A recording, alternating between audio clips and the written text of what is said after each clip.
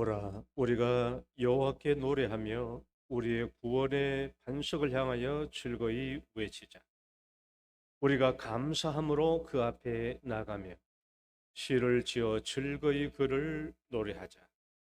여호와는 크신 하나님이시요 모든 신들보다 크신 왕이시로다. 사랑과 은혜가 한량없이 많으신 우리 하나님 아버지, 오늘도 저희들을 하나님 앞에 불러주셔서 우리 하나님의 예배자로 세워주심을 감사드립니다. 오늘도 내 마음과 정성과 모든 것을 다하여 주께 드리는 예배가 되게 하여 주옵소서. 마음속으로 주님을 찾으며 기다리는 주의 영혼들에게 우리 하나님 만나 주시고 나타나 주시옵소서. 예수님 이름으로 기도드립니다. 찬송가 2장.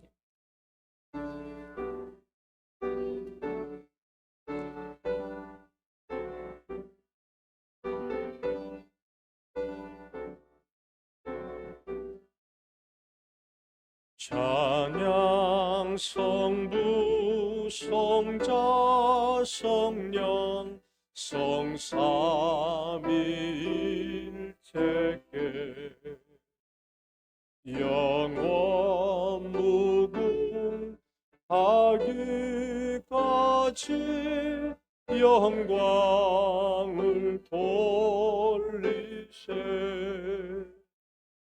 영광을 돌리세. 아멘. 신앙 고백 드리겠습니다.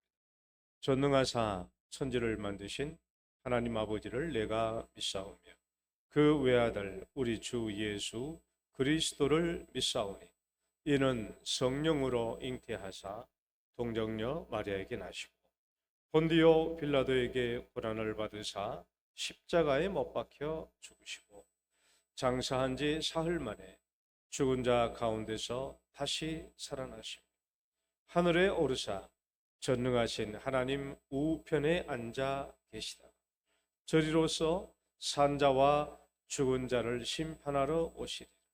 성령을 믿사오. 거룩한 공예와 성도가 서로 교통하는 것과 죄를 사하여 주시는 것, 몸이 다시 사는 것과 영원히 사는 것을 믿사옵나이다. 고동문 제9번입니다. 시편 15편 말씀. 여호와여, 죄의 장막에 머무를 자 누구오며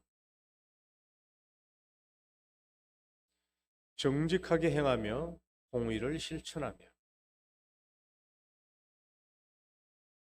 그의 혀로 남을 허물하지 아니하고 그의 이웃에게 악을 행하지 아니하며 그의 눈은 망령된 자를 멸시하며 그의 마음에 소원하는 것은 해로울지라도 변하지 아니하며 뇌물을 받고 무지한 자를 해하지 아니하는 자이니 이런 일을 행하는 자는 영원히 흔들리지 아니하리로다. 아멘. 앉으셔서 찬송가 9장.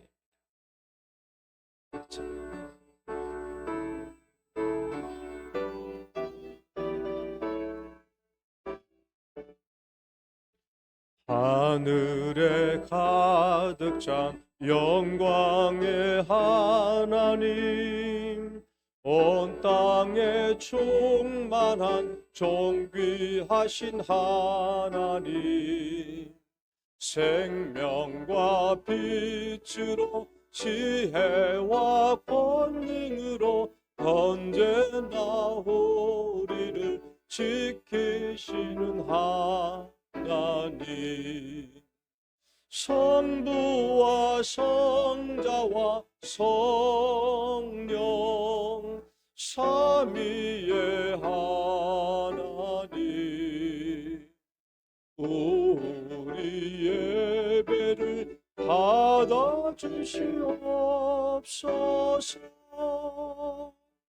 사랑이 넘치는 자비하신 하나님, 은혜가 풍성한 구원의 하나님, 참회의 심령에 평안을 주시옵고 죄악과 허물을 용서하여 주소서. 찬송과 영광과 생명 구원의 하나님, 우리 예배를 받아주시옵소서.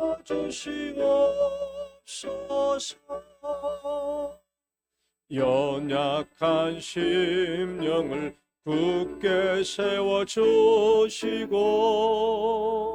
우둔한 마음을 지혜롭게 하시고 주의 뜻 받들어 참되게 살아가며 주 말씀 따라서 용감하게 하소서. 본능과 사랑 우리 예배를 받아주시옵소서. 주 앞에 나올 때 우리 맘이 기쁘고 그 말씀 힘되어 새 희망이 솟는다. 고난도 슬픔도 이기게 하시옵고 영원에 잇대어 살아가게 하소서. 우리의 자랑과 기쁨 생명의 하나님,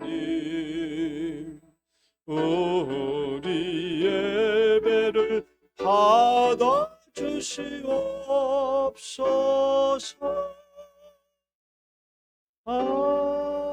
아멘. 조주철 장로님 기도 인도하시겠습니다. 우리의 기쁨과 사랑과 생명이 되어 주셔서 우리를 돌봐주신 하나님, 오늘도 우리를 예배자로 삼아 주시고 우리를 예배자로 인도해 주심을 참으로 감사드립니다. 봄을 알리는 3월의 첫 주를 하나님께 나와서 예배로 또한 제대로 시작할 수 있도록 도와주셔서 감사드립니다. 하나님, 우리의 예배를 받아주시고 오로지 하나님께 영광을 돌리는 귀한 예배가 될 수 있도록 도와주시옵소서. 우리 중에 가난 심정과 상한 마음과 아픈 상처를 가지고 왔다면 다 놓게 하여 주시고 말씀으로 회복되고 기쁨으로 돌아가는 귀한 시간 될 수 있도록 도와주시옵소서. 특별히 우리의 연약한 어르신들 힘든 몸으로 예배를 드리고자 나올 때에 이들이 건강하여 하게 하여 주시고 두 다리에 힘을 주셔서 하나님을 기쁨으로 찬양하고 예배하는 자들로 삼아 주시옵소서. 하나님을 사랑하는 마음으로 예배를 드리듯이 성도 한 사람 한 사람 한 사람이 서로 사랑하게 하여 주시고 하나가 될 수 있는 예배가 될 수 있도록 도와주시옵소서. 하나님, 올해의 표인 약속의 말씀대로 점점 강성하여 가는 교회를 두고 기도합니다. 이 표대로 우리가 말씀대로 사는 저희들 되게 도와주시옵소서. 여호와의 율법은 완전하여 영혼을 소성하게 하시며 여호와의 증거는 확실하여 우둔한 자를 지혜롭게 하며 여호와의 교훈은 정직하여 마음을 기쁘게 하고 여호와의 계명은 순결하여 눈을 밝게 하시는도다. 여호와를 경외하는 도는 정결하여 영혼까지 이루고 여호와의 법과 법은 진실하여 다 의로우니 금곧 많은 순금보다 더 사모할 것이며 꿀과 송이꿀보다 더 달도다. 우리의 영혼이 말씀을 읽음으로 소성되게 도와주시고 정결하게 되기를 원합니다. 말씀을 순금보다 더 사모하는 저들 되게 도와주시옵소서. 읽고 깨달아 내 삶의 작은 변화들이 일어나게 하여 주시고 하나님의 뜻을 발견하고 순종하는 저들 될 수 있도록 도와주시옵소서. 청년이 무엇으로 그 행실을 깨끗게 하리까? 주의 말씀을 따라 삼갈 것이니다. 내가 전심으로 주를 찾아 싸우니 주의 계명에서 떠나지 말게 하소서. 또한 말씀과 같이 우리가 이 시편의 고백처럼 우리가 범죄하지 않도록 도와주시고 넘어지지 않도록 도와주시고 오로지 말씀을 내 마음에 두고 사는 저들 되게 도와주시옵소서. 하나님, 3월을 맞아 영동계 소그룹 모임과 영동마을 문화교실을 두고 있습니다. 이 소그룹 모임을 통하여 우리 교회가 서로가 서로를 잘 알아가게 하여 주시고 말씀으로 든든히 상하는 교회가 될 수 있도록 도와주시옵소서. 영동마을 문화교실을 통하여 천도의 통로가 되게 하여 주시고 이 지역 주민들을 위한 작은 소통의 장소가 될 수 있도록 도와주시옵소서. 특별히 이 모임을 준비하는 우리 리더 장로님들과 강사들에게 특별한 은혜를 베풀어 주시고 지혜로 잘 이끌어 나가게 하여 주시고 우리 영동교가 봉할 수 있는 토대가 될 수 있도록 도와주시옵소서. 유치부에서 청년부에 이르기까지 우리 교육기관이 잘 성장할 수 있도록 도와주시옵소서. 우리의 자녀들이 말씀으로 잘 양육되게 도와주시고 하나님의 자녀로 정의롭고 바르게 살아갈 수 있도록 도와주시옵소서. 이들을 위해 헌신하는 우리 교육자들과 교사들에게 하나님의 복을 내려주시고 사랑으로 아이들을 잘 이끌어 나갈 수 있도록 도와주시옵소서. 이제 새 학기를 맞아 학교 생활을 할 때의 지혜와 명철함을 허락하여 주셔서 세상의 빛과 소금이 될 수 있는 믿음의 자녀들이 될 수 있도록 도와주시옵소서. 하나님, 목사님 말씀을 들고 섰습니다. 영육간의 강건으로 붙들어 주시고 오로지 성령으로 말씀을 전하실 때 우리가 아멘으로 받아들이고 우리의 삶의 변화를 이끌 수 있는 귀한 말씀이 될 수 있도록 도와주시옵소서. 예수님 이름으로 기도드립니다.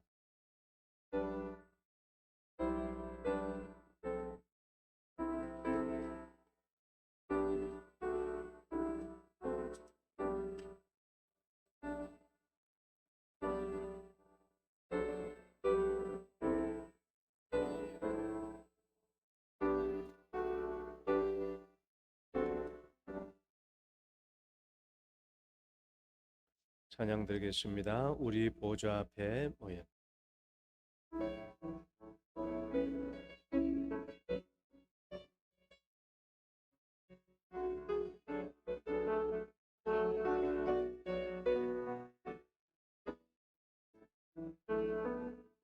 우리 보좌 앞에 모였네. 함께 주를 찬양하며 하나님의 사랑 그 아들 주셨네. 그의 피로 우린 구원받았네. 십자가에서 쏟으신 그 사랑 강같이 온 땅에 흘러 각 나라와 족속 백성 방언에서 구원받고 주 경배드리네. 구원하심이 보좌에 앉으신 우리 하나님과 어린 양께 있도다. 구원하심이 보좌에 앉으신 우리 하나님과 어린 양께 있도다. 우리 보좌 앞에 모였네. 함께 주를 찬양하며 하나님의 사랑 그 아들 주셨네. 그의 피로 우린 구원받았네. 십자가에서 쏟으신 그 사랑 강같이 온 땅에 흘러 각 나라와 족속 백성 방언에서 구원받고 주 경배드리네. 구원하심이 보좌에 앉으신 우리 하나님과 어린 양께 있도다. 구원하심이 보좌에 앉으신 우리 하나님과 어린 양께 이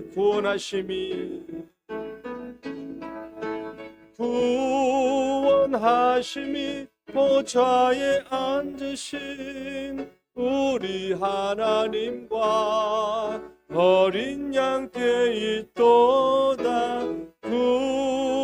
구원하심이 보좌에 앉으신 우리 하나님과 어린 양께 있도다.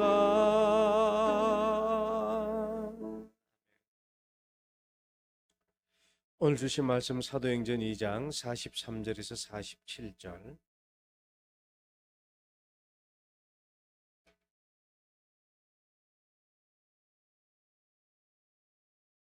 사도행전 2장 43절에서 47절까지 교독하겠습니다. 사람마다 두려워하는데 사도들로 말미암아 기사와 표적이 많이 나타나니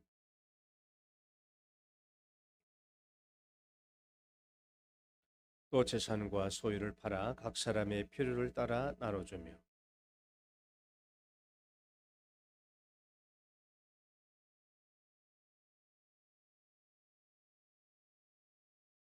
하나님을 찬미하며 또 온 백성에게 칭송을 받으니 주께서 구원받는 사람을 날마다 더하게 하시니라. 기도하겠습니다. 하나님 아버지, 오늘 또 우리에게 좋은 날 주심을 감사합니다. 특별히 이제 오늘은 우리가 목장 오후 예배를 앞에 두고 또 하나님의 말씀을 살펴봅니다. 우리가 왜 오후 목장 예배를 드려야 하는 것인지에 대하여 오늘 이 시간 이 말씀으로 함께 증거하고자 하오니 성령님께서 오늘도 우리 예배를 주장해 주시며 우리 모든 각자의 심령에 하나님의 말씀과 깨달음과 또 실천할 수 있는 능력을 더하여 주옵소서. 예수님 이름으로 기도드립니다. 할렐루야. 옆 사람 인사합니다. 잘 오셨습니다. 주의 이름으로 사랑합니다. 한 번 더 춘3월입니다.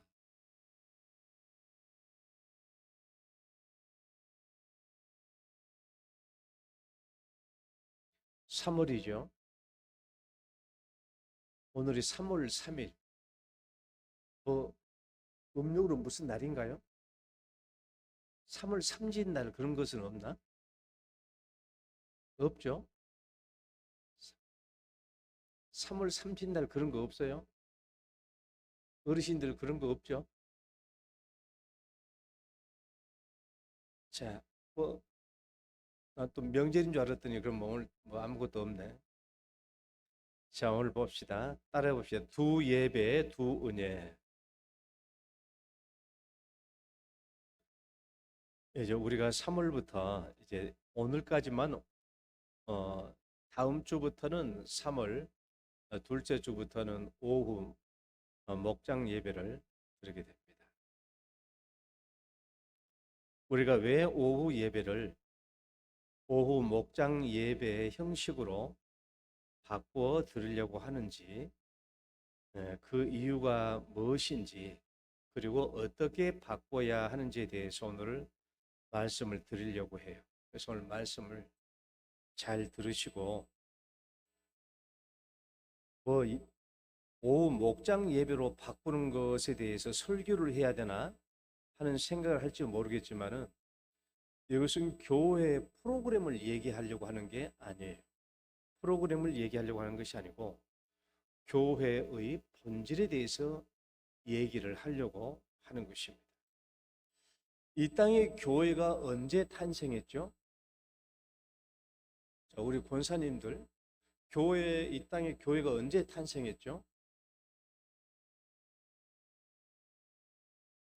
이 땅에 교회가 탄생한 것은 사도행전 2장에 성령께서 이 땅에 강림하신 때부터 교회가 탄생을 해요. 그래서 예수님께서 십자가에 못 박혀 죽으시고 우리 죄를 속죄하심으로 말미암아 죄인들로 하여금 구원의 길을 마련해 주셨죠, 예수님이. 그리고 예수님 부활하시고 승천하셨고요. 예수님 말씀하신 대로 이제 성령님이 이 땅에 오셨어요.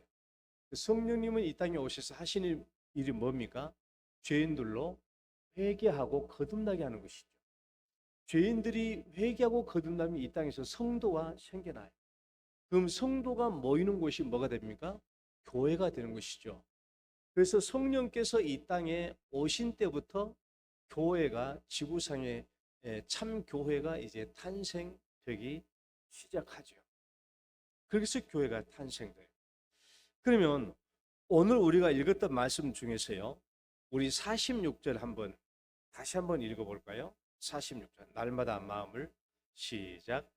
날마다 마음을 같이하여 성전에 모이기를 힘쓰고 집에서 떡을 떼며 기쁨과 순전한 마음으로 음식을 먹고 하나님을 찬미하며. 자, 이 말씀 한번 잘 봐요. 이제 오늘 이 말씀은 성령이 강림하시고 난 뒤에 지구상에 최초로 태어난 탄생된 교회의 활동을 얘기하고 있는데, 성도들이 어디에서 모였다고 말해요?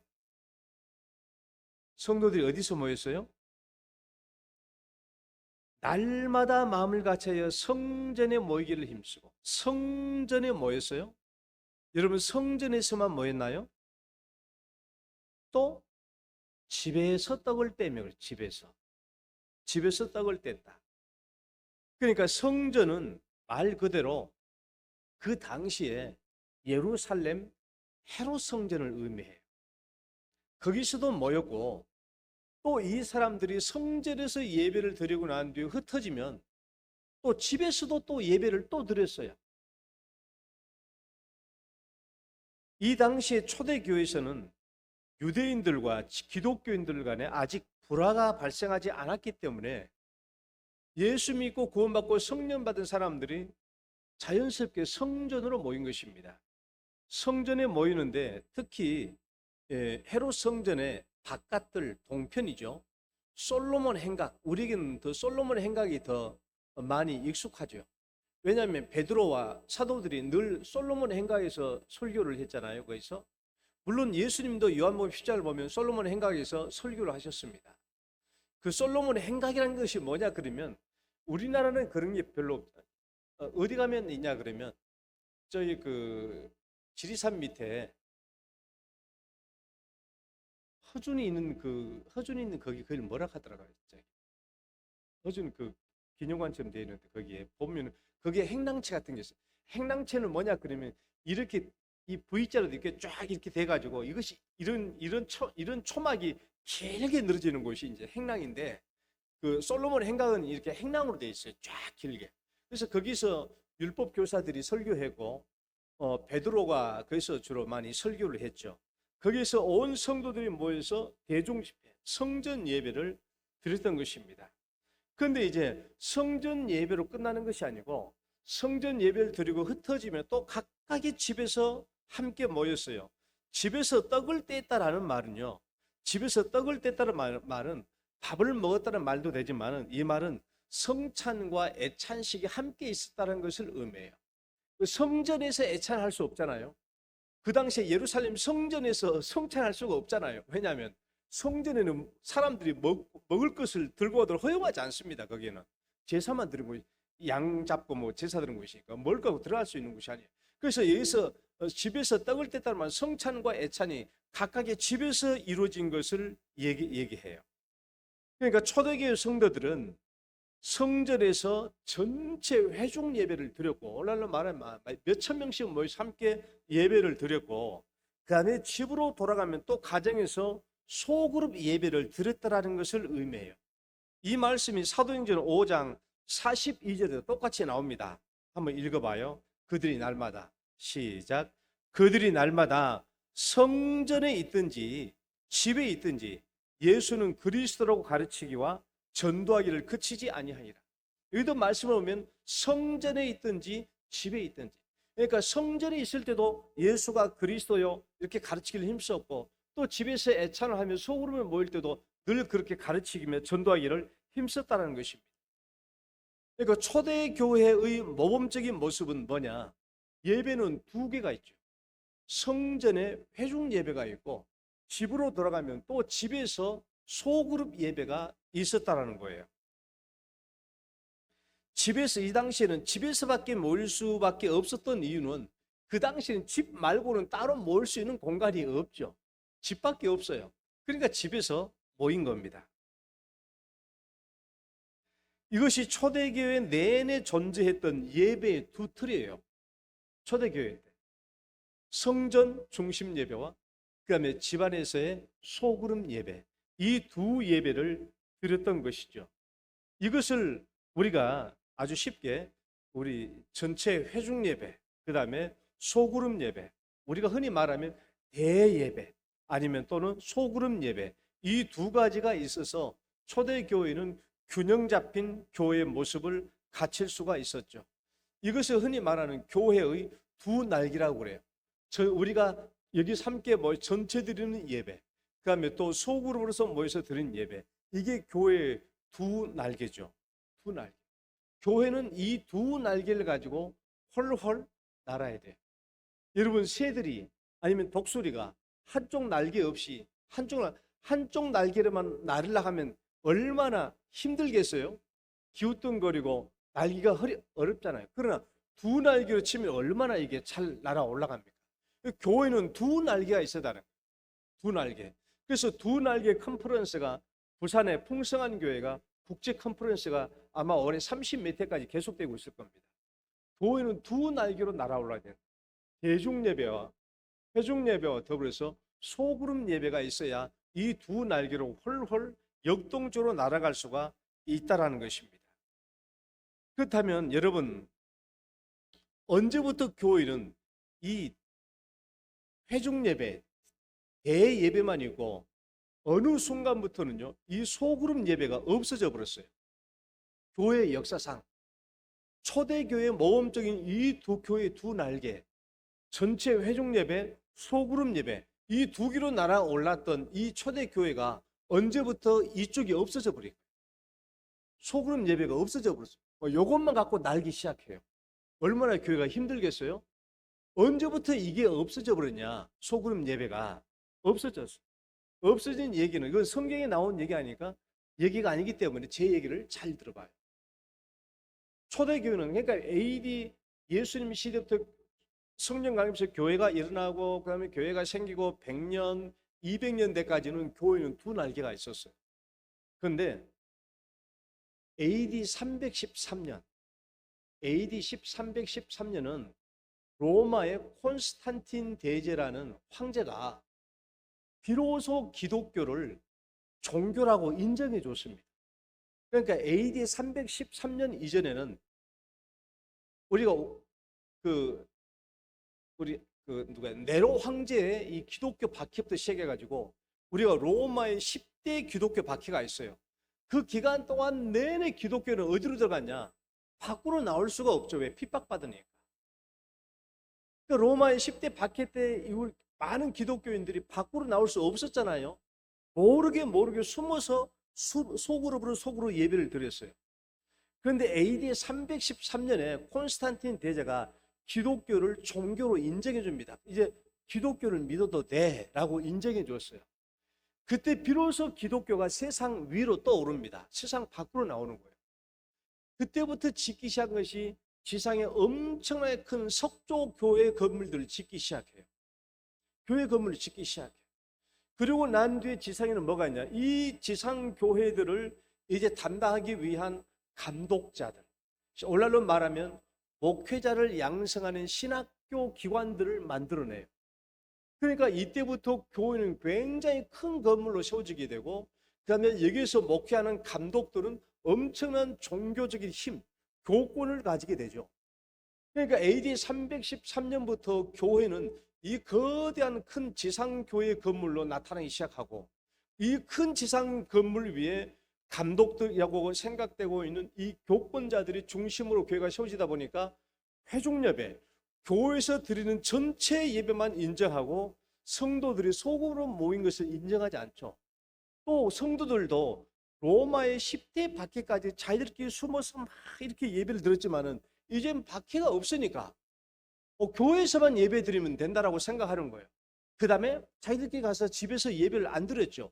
그러니까 AD 313년 이후로는요, 교회가 큰 회중 날개만 있고 소그룹 날개가 없어져 버린 거예요. 언제까지? 이런 형태가 중세 카톨릭으로 들어가면 더 엄격해집니다. 중세 카톨릭 시대가 되면은 완전히 뭐밖에 없어요? 이 교당, 교회당밖에 없죠. 교회당밖에 없고, 성도들은 여기 와서 사제들이 베풀어진 은혜, 사제들이 말해준 말만 받고 들어요. 그리고 절대 개인적으로 밖에 나가서 자기들끼리 모일 수 없죠. 성경도 못 읽어요. 이게 중세 카톨릭 시대예요. 그러니까 중세 카톨릭 시대는 완전히 이 성전 중심의 예배가 굳어져 버릴 것이죠. 그러다가 이제 AD 313년부터 이런 일이 지어졌고, 그 다음에 AD 1517년 루터의 종교개혁 시대까지, 루터가 종교개혁을 일으킨 것은 어떤 계획이냐 그러면요, 교리의 계획이에요. 구원교리의 계획을 말해준 겁니다. 이 이전에 카톨릭 시대는 뭐예요? 온전히 행위구원이었어요. 행위구원. 행위로 말미암아 구원받는다 했는데, 루터가 아무리 성경을 읽어봐도 믿음으로 말미암아 의롭게 되고 의롭게 됨으로 말미암아 구원을 받는다라는 이신칭의 구원을, 아무리 성경을 봐도 이신칭의 구원이거든요. 그래서 루터는 카톨릭에 반대해서 아니다, 행위 구원이 아니라 이신칭의 구원이다, 믿음으로 말미암아 구원을 받는다라고 선포하는 것이죠. 이게 종교 계획인데 이것은 교리의 계획이에요. 구원 교리에 대한 계획입니다. 그러나 루터가 하지 못한 게 뭐냐 그러면 구원 교리에 대한 계획이었지 교회를 계획한 거 아니에요. 그러니까 루터가 종교 개혁하고 난 뒤에 종교 개혁 뒤에도 계속해서 교회는 어떤 교회냐, 이 회중 전체 교회를 이끌어간 거예요. 그러니까 초대 교회가 가지고 있었던 회중 전체 모임과 소그룹 모임, 이 두 날개가 있어야 되는데 이것을 계획한 것은 아니고, 루터는 구원에 대한 교리, 우리가 행위가 아니라 믿음으로 말미암아 구원을 받는다라는 구원의 교리를 계획한 거예요. 그러니까 루터와 종교 계획자는 뭘 안 하는 거예요? 뭘 못 했어요? 교회, 이 두 날개에 대한 계획을 하지 못한 거예요. 그걸 모르고 있었던 것이죠. 그러면 언제부터 다시 이 지구상에 두 날개의 교회가 회복되기 시작했냐? 1980년대 후반입니다. 오늘날 현대 1980년대에 그때 살아야 초대 교회가 이 두 날개가 있었다는 것을 관심을 갖고 이 교회대로 나아가야 되겠다라고 말하는 것이 제2의 종교 개혁, 이 저희의 종교 개혁 그림 책 좀 한번 봐봐요.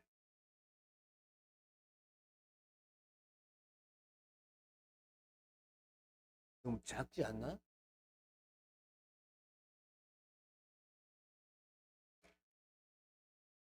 저게 제2의 종교 개혁인데, 빌 베캠 목사님과 더불어서 이제 비로소 뭘 얘기하게 됐냐 그러면, 아하, 초대교회 모습으로 회복해야 되겠다라는 것이죠.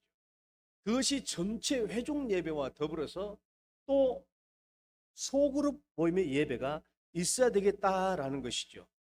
이 책의 원 제목이 21세기를 위한 교회 갱신 제2의 종교 개혁이라는 책입니다. 이게 1980년대부터 초대교회를 회복하기 위한 모습으로 나온 거예요. 그러면 여러분들이 이렇게 질문할 수 있죠. 아이고 목사님, 우리도 옛날부터 구역예배 다 들었잖아요. 그래 안 그래요? 구역예배 들었고, 구역예배는 전형적으로 여기서 말하는 소그룹 예배입니다. 그런데 여기 우리가 말하는 구역예배하고 여기서 말하는 소그룹 예배는 달라요. 어떤 면에서 다르냐 그러면, 우리가 들여왔던 구역예배는 교회의 한쪽 날개가 아니야. 이 회중예배 밑에 있는 날개야. 이게 두 날개가 아니라 여기 있는 날개야. 그러니까 구역예배는 들이다가 뭐 바쁘면 안 들어도 상관없어. 또 교회마다 구역예배 들었다가 안 들어도 상관이 없어. 그건 필수적인 게 아니야. 언제든지 교회는 이 회중예배를 중심으로 이루어지고 있기 때문에 구역예배는 있어도 되고 없어도 되는 거예요. 이상한 게 아니에요. 그러나 여기서 말하는 두 날개라는 말은 이 소그룹 예배가 이 대중예배, 회중예배처럼 똑같이 중요하다라는 거예요. 이것도 중요하고 이것도 중요하고 이것도 필수고 이것도 필수라는 개념에서 이 한쪽 날개를 말하는 거예요.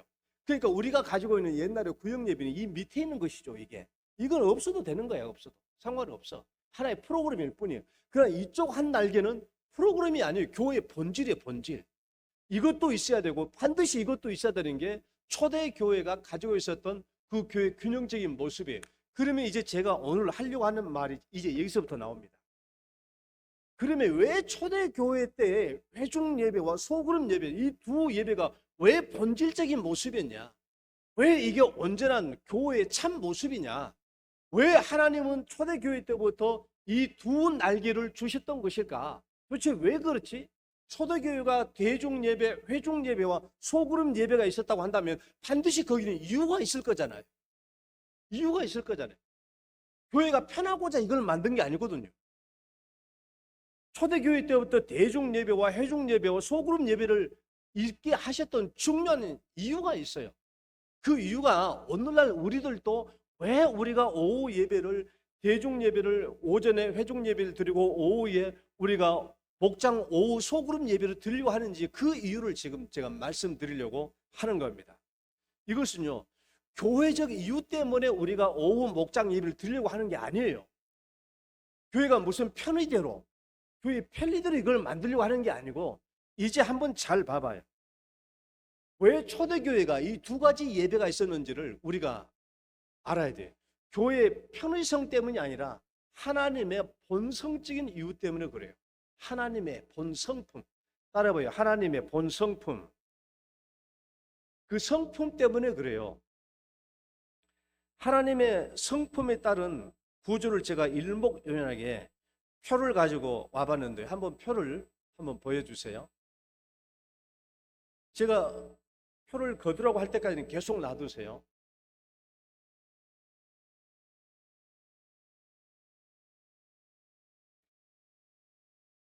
이 표는 내가 만든 게 아니에요. 아니야. 참. 이 표는 내가 만들었어요. 알맹이는 신학자들이 말한 것이고 내가 정리를 해놓은 거예요. 이렇게. 왜? 문 목사는 여러분들 사랑하니까. 잘 이해하기 쉽도록. 저 내용은 신학자들 한 말을 제가 이렇게 일목요연하게 배열을 해놓은 거예요. 여러분 이해하기 쉽도록. 자, 이 표를 보면요. 초대교회 때 왜 회중 예배가 있고 소그룹 예배가 있게 되는지에 대한 신학적인 이해입니다. 왜 하나님께서 저렇게 하라고 하셨는지. 자, 회중 예배는 우리가 흔히 듣는 대예배를 말하고 소그룹 예배는 우리가 흔히 말하는 구역 예배처럼 그 소그룹 예배를 말하는 거예요. 그럼 왜 이 두 예배가 필요해야 했느냐라는 거예요. 이것은요, 하나님의 성품에 따른 구조예요. 하나님의 성품은 초월적인 성품, 내재적인 성품, 초월적인 하나님, 내재적인 하나님. 이 두 성품이 하나님의 가장 큰 두 성품입니다. 따라해 봅시다. 초월적인 하나님, 내재적인 하나님. 초월성과 내재성이에요. 초월성과 내재성. 자, 우리가 대중 예배와 소그룹 예배에서 느껴지는 건 달라요.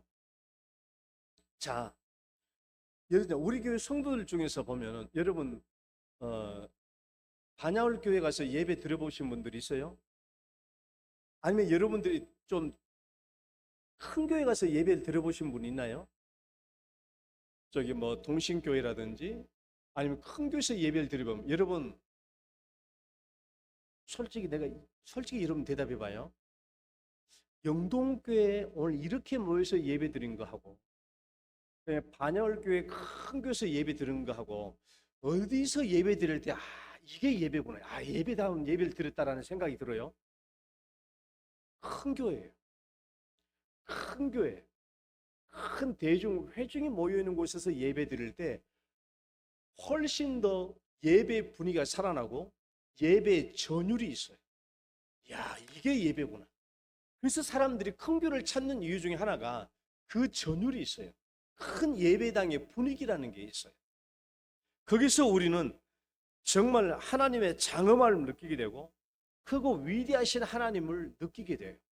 이게 큰 예배에서 느끼게 되는 겁니다. 그러나 작은 예배에서는요, 하나님의 놀라우신 하나님의 장엄하심, 하나님의 경외감 그런 걸 느낄 수 있는 게 아니에요. 오히려 작은 예배에서는요, 하나님 친밀하신 하나님, 가까이 오신 하나님, 나를 위로하고 격려하신 하나님 그런 걸 더 잘 느낄 수 있어요. 큰 회중 예배하고 그러니까 큰 이 예배 단체가 회중이 크냐 작냐에 따라서 하나님을 경험하고 느끼는 것이 달라요. 왜 그런가 하면은 방금 저 위는 표들 때문에 그렇습니다. 하나님의 가장 중요한 표는 이 두 개예요. 하나님의 초월성과 내재성이에요. 하나님은 초월해 계신다. 여러분 하나님은요 우리 피조물과 같은 존재가 아니에요. 하나님은 너무너무 거룩하셔서 우리 같은 죄인들하고 가까이질 수 있는 하나님이 아니에요. 그 하나님은 멀리 계신 분이에요. 아주 멀리. 저기 계신 분. 우리 경외하신 하나님이에요. 그래서 초월적인 하나님에서 느낄 수 있는 게 이쪽 항목입니다. 한번 1번부터 읽어볼까요? 초월적인 하나님 시작. 초월적인 하나님 2번 3번 4번 5번 6번 7번 8번 9번 10번 11번 12번 13번 이게 초월적인 하나님. 우리는 피조물이고 하나님은 창조자입니다. 이게 초월적인 하나님에서 느껴지는 것이고요. 그 다음에 소그룹 예배 여기서 나타나는 내재하신 하나님은요. 다시 읽어봐요. 1번 2번 3번 4번 5번, 6번, 7번, 8번,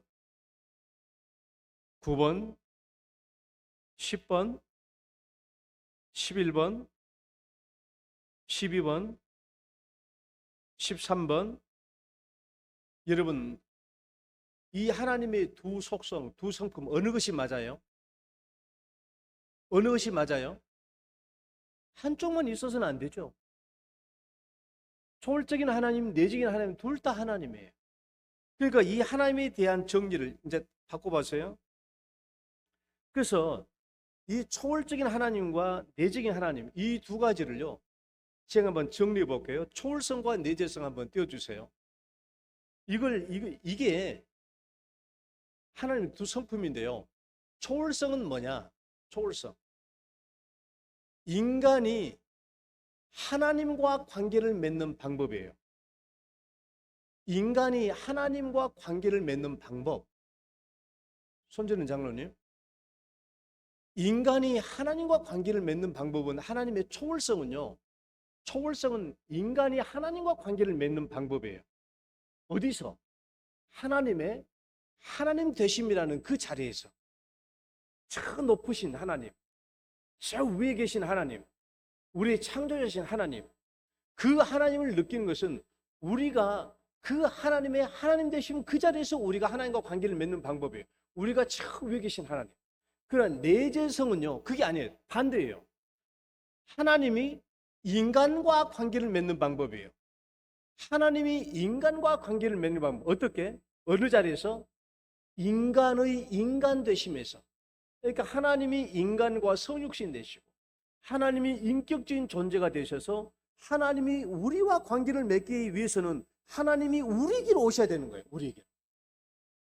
그러니까 이 초월성과 내재성이라는 이 하나님의 두 성품 때문에 교회는 대예배가 있어야 되고 또 하나는 소그룹 예배가 있어야 된다는 거예요. 이것 때문에 초대교회가 두 예배가 있었던 겁니다. 이것이 중세로 이루면서 한쪽 날개가 없어져 버렸고 이것이 1980년대부터 이제 회복해야 된다고 해가지고 제2의 종교개혁이 일어나기 시작한 것이고 그래서 이 땅에 다시 소그룹 운동이 발생하기 시작한 것이죠. 그래서 우리는 하나님께서 대중 예배에서 오시는 하나님의 은혜를 수직적인 은혜, 우리가 소그룹 모임에서 형제 자매들의 은혜 나눔을 통해서 받아들이는 은혜를 우리가 수평적 은혜라고 해요. 그러니까 수직적인 은혜와 수평적인 은혜가 한꺼번에 우리에게 있어야 되는 것이죠. 이제 여러분, 왜 교회 예배가 대그룹 성전 회중 예배가 있어야 되고 왜 교회에 소그룹 예배가 있어야 되는지에 대해서 이해하시겠죠. 왜 필요한지. 이것은 교회적인 편익 때문에 그런 것이 아니고 하나님의 본성이 두 가지이기 때문에 이 두 본성에서 흘러나오는 은혜를 동일하게 다 우리가 받아들이기 위해서는 대그룹 회중 예배와 소그룹 예배가 함께 이루어져야 한다는 거예요.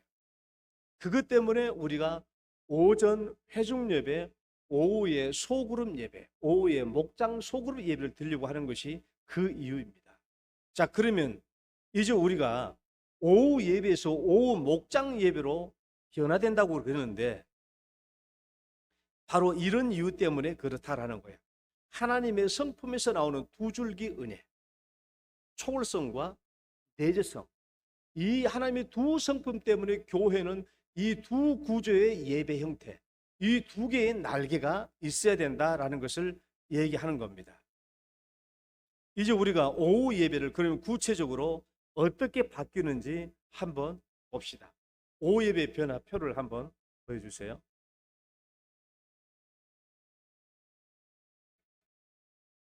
자, 이 표를 보시고 제 설명을 들으시면 됩니다.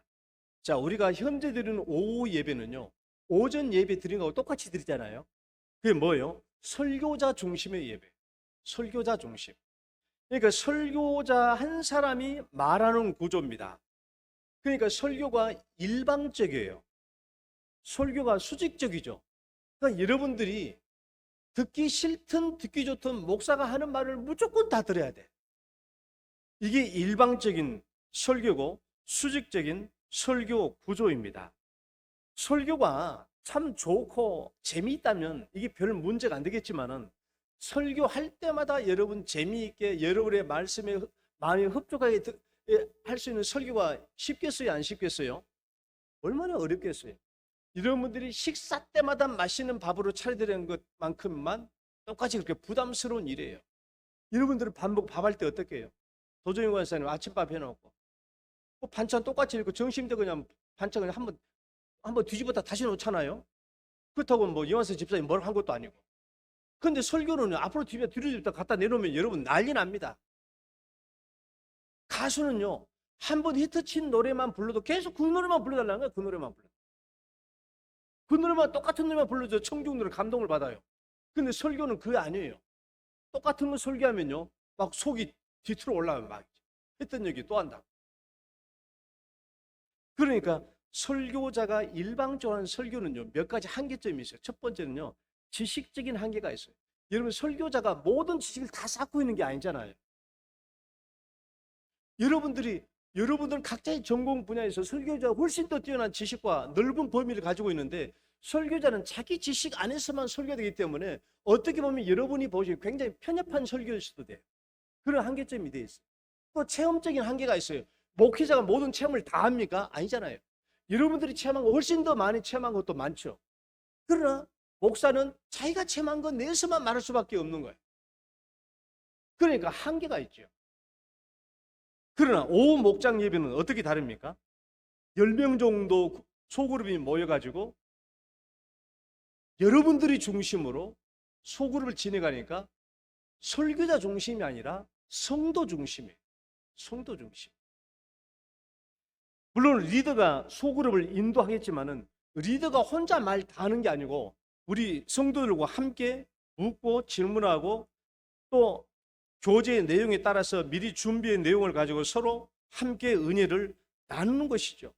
이해되지 않는 것 질문도 하고 또 대답도 하면서 이 모임을 은혜롭게 진행해 나가요.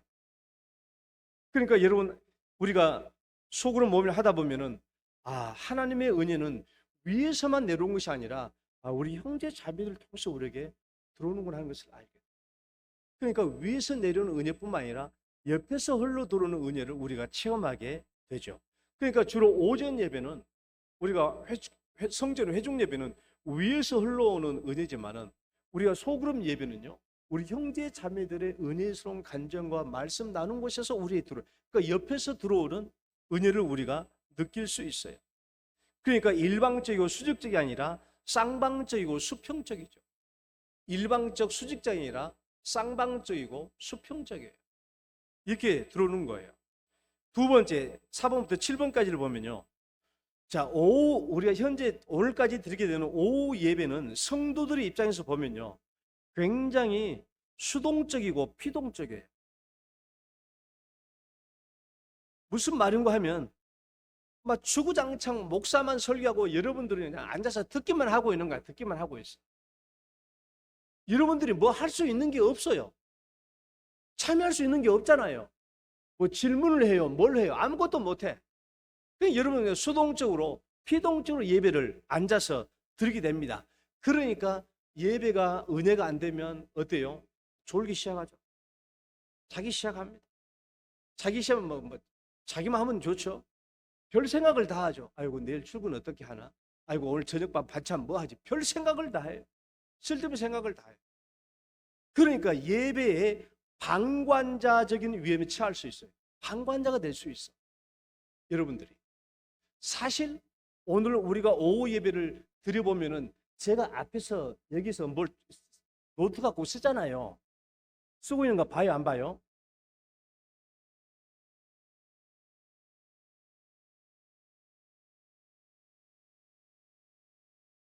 예배 노트 제가 쓰고 있잖아요. 뭘 쓰는 줄 알아요? 다 기록해 놓고 이제 다 쓰고 있잖아요, 여기다가. 뭘 쓰고 있는지 알아요? 시간 되시면 나중에 이제 읽어봐요. 도정희 권사 졸고 있음. 최분옥 권사 졸고 있음. 또 누구누구 집사 졸고 있습니다. 다 이름 그거 써놨어요.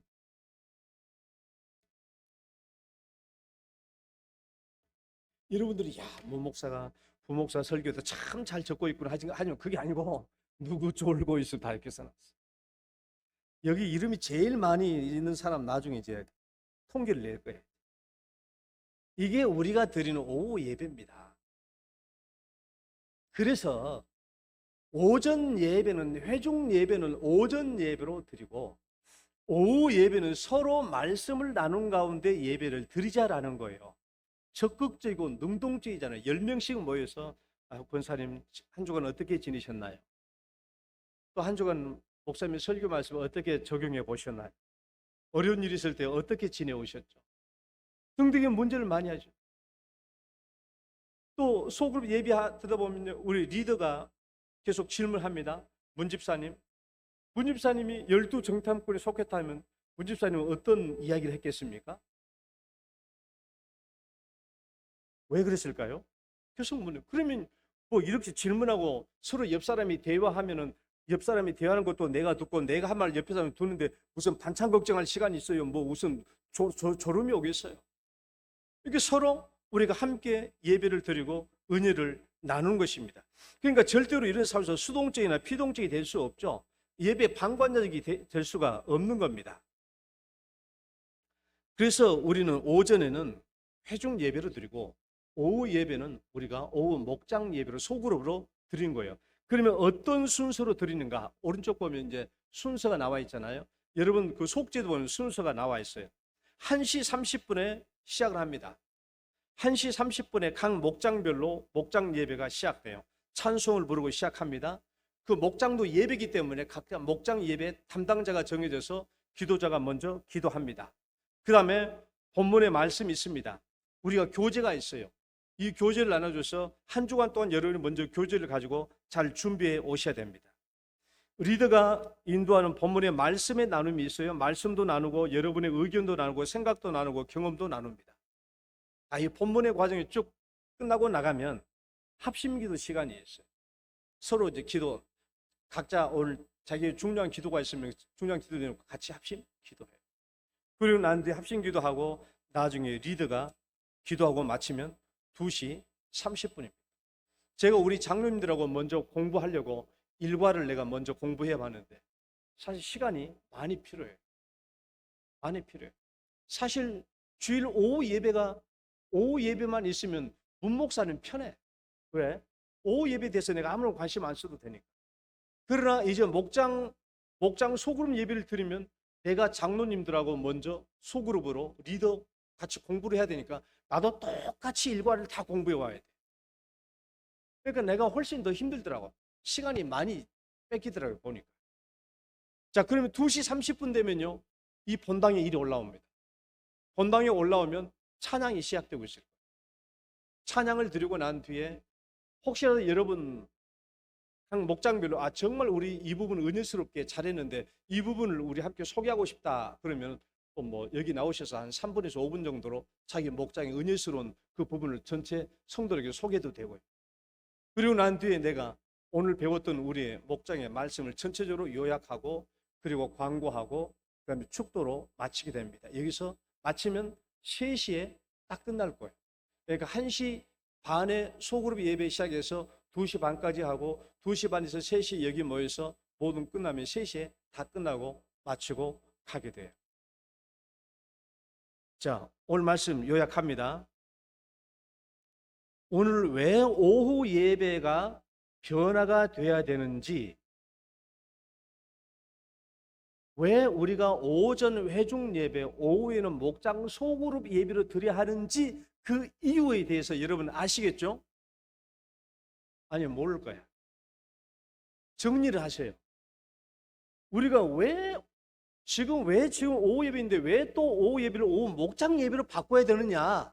라는 그 이유가 뭐라고 그러냐 그러면은 교회의 편의성 때문에 하는 게 아니라 하나님의 두 성품, 초월성과 내저성이라는 이 두 성품에서 나오는 은혜가 각기 다르기 때문에 이 두 은혜를 온전히 받아들이기 위해서는 오전의 회중 예배와 오후의 소그룹 예배가 교회 예배가 두 날개로, 두 틀로, 두 구조로 있어야 된다라는 거예요. 그래서 이 두 은혜를 우리가 받아들이기 위해서 어떻게 된다? 두 예배를 드리는 거예요. 그러니까 여러분, 교회가 이 두 예배의 구조의 틀을 가지고자 하는 것은 교회의 편리성 때문에 그런 것이 아니라 하나님의 본성적인 차이에서 오는 교회의 두 구조의 예배 틀을 의미하는 거예요. 두 번째, 영동교회 오후 예배가 어떻게 변화되는 것인지 여러분 알겠죠? 이제 1시 반부터 이제 3시까지 어떤 과정으로 이루어지는지 대략적인 내용을 이제 알겠죠? 그러니까 여러분, 오후 예배가 없어지는 게 아니에요. 지난주과 얘기를 들어보니까 어떤 사람들은 오후 예배가 없어진다고 얘기하는데 오후 예배가 없어지는 게 아니에요. 현재 드린 예배를 목장별로 이렇게 가서 예배를 드리고 다시 우리가 다시 이곳에 와서 함께 예배를 끝내는 것입니다. 우리 오후 목장 예배는 하나의 교회 프로그램이 아니고 하나님의 성품에 따른 두 날개를 가지는 교회의 본질적인 교회의 모습을 갖추는 거예요. 그렇기 때문에 우리가 하나님의 본성적인 성품에 따른 두 예배, 두 은혜, 또 교회의 두 날개로 더욱 힘차게 날아오는 교회가 될 수 있기를 축원합니다. 하나님 아버지 감사합니다. 오늘 또 이 말씀을 통해서 우리가 왜 교회가 이 예배의 두 구조를 가져야 되는지에 대해서 함께 말씀을 나눴습니다. 이제 우리가 오전 예배와 더불어서 오후에 목장 소그룹 예배를 통해서 더욱더 하나님의 은혜를 온전히 받아 누리는 우리 영동교회가 되게 하여 주옵소서. 예수님 이름으로 기도드립니다. 아멘. 찬송가 546장입니다.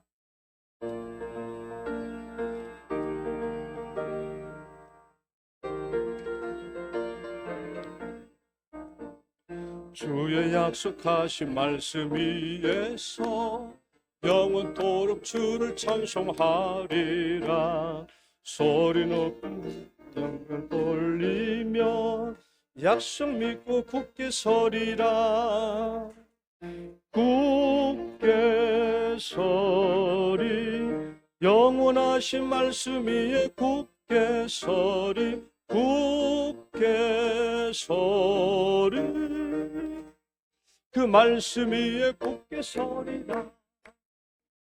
주님 약속하신 말씀 위에서 세상 염려 내게 엄습할 때에 용감하게 힘써 싸워 이기며 약속 믿고 굳게 서리라.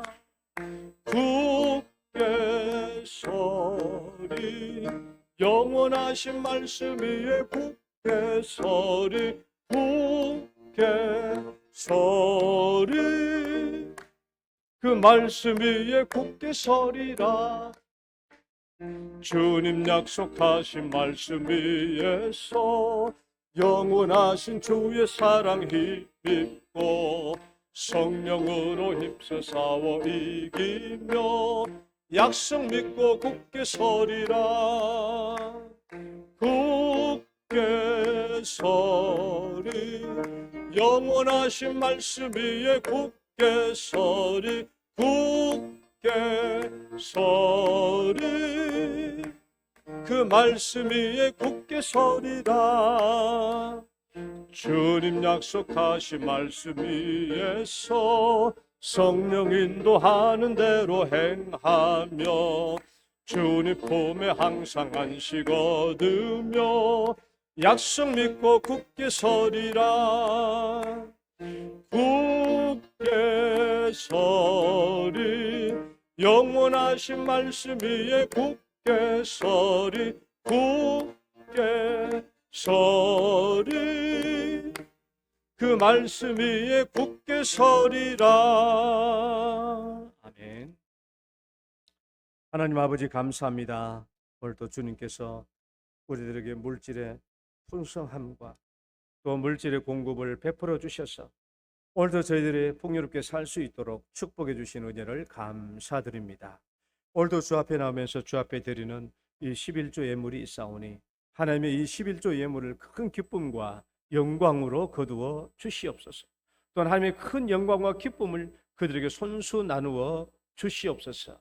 가정의 평안으로 또 가정의 축복과 형통함으로 자녀들이 잘 양육되고 성장함으로 또 가정의 기도의 제목이 잘 응답되므로 이 11조의 예물의 은혜가 하나님이 그 가정들에게 넘치게 하여 주옵소서. 또 오늘 또 1000번째 예물과 하나님 또 주 앞에 여러 가지 제목 적어서 드리는 감사 예물들이 있습니다. 하나님 1000제물 위에도 축복해 주시며 먼저 사랑하는 부모들에게 물질의 복을 베풀어 주시고 영육간의 강건함을 더하여 주옵소서. 사랑하는 자녀들에게 기도 제목대로 응답하여 주옵소서. 감사 예물 위에 특별한 기도 제목 주님 들어주시고 응답하여 주옵소서. 또 선교 구제 건축 헌금 예물 제목마다 우리 하나님의 영광이 풍성하게 나타나게 하여 주옵소서. 오늘 또 예배에 오지 못하시고 또 가정과 또 요양병원에 계시는 우리 사랑하는 성도님들에게도 오늘도 동일한 은혜를 베풀어 주시고 성령께서 함께해 주시고 마음의 위로와 격려를 더하여 주옵소서. 오늘 또 예배 나오신 사랑하는 모든 성도님들 하나님 간절한 기도 제목 축복으로 응답하여 주옵소서. 예수님 이름으로 기도드립니다.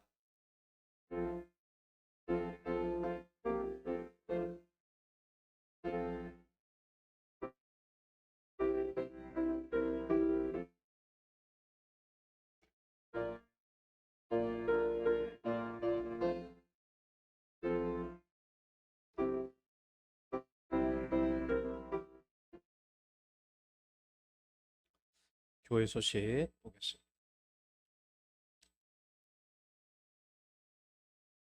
우리가 목장 오후 예배 일정에 따라서 오늘은 우리가 목장별 편성을 이제 발표를 했어요. 여기 보시면 속지를 보시면 2024년 영동교회 목장 편성 있습니다.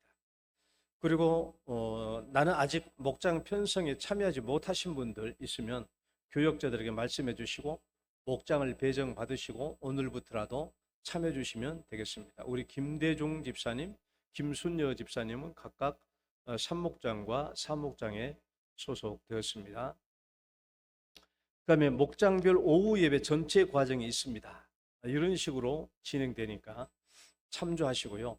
목장별 정해진 장소가 있죠. 아름 목장, 안남 목장, 1목장, 2목장, 3목장, 4목장, 5목장, 6목장 있으니까 잘 참조해서 다음 주일부터는 1시 반 되면은 곧장 이곳으로 가셔서 예배 드리고 또 3시에 2시 반부터는 다시 본당으로 모이시면 되겠습니다. 목장 꼭 편입 아직 못하신 분들은 교육자들에게 말씀해 주시고 편입해 주시기를 바라고요. 그럼 목장 리더 모임은 오늘 오후 예배 후에 당회실에서 모이겠습니다. 이번 주 금요 기도회에 있습니다. 전도활동 내일 월요일 날 동부초등학교 정문에서 입학식 전도가 있습니다. 9시까지 시간 되시는 분들 와주시길 바라고요. 동대구 노예 여전도 연합회 정기총회 및 사경회가 있습니다. 3월 18일 날 오전 10시부터 19일 날 오후 1시까지 있습니다. 북부교회당에서 이승희 목사님 말씀 전해 주시겠습니다. 식탁봉사 오늘부터 요리부와 정리부가 새롭게 정해졌습니다. 요리부는 최분옥, 유양희, 이복승, 권명숙, 문정숙, 정리부는 엄창옥, 전성일, 송북달, 박복일 이렇게 되겠습니다. 그래서 요리부는 요리 및 배식까지만, 정리부는 설거지와 식당 만나홀 정리를 해 주시겠습니다.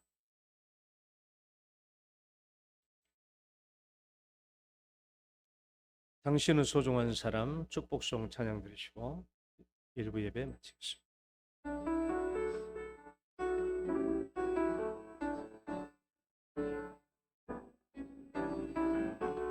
당신은 소중한 사람, 당신은 존귀한 사람, 이 세상에 하나뿐인 당신은 내게 너무나도 소중한 사람. 그런 당신을 사랑해요. 그런 당신을 축복해요. 사랑받기에 합당한 당신을 주의 이름으로 사랑함, 제 이름으로 축복합니다. 주의 이름으로 축복합니다. 이제는 우리를 죄악 가운데서 구원해 주신 우리 구주 예수 그리스도의 은혜와 하나님 아버지의 극진하신 사랑과 성령님의 교통하심이 하나님의 두 성품인 초월성과 내재성을 바탕으로 우리에게 주어진 두 은혜, 두 예배, 그리고 두 날개로 힘차게 건강하게 날아오르기를 소원하는 영동교회 모든 성도들 위해 이제로부터 영원토록 함께 있을지어다.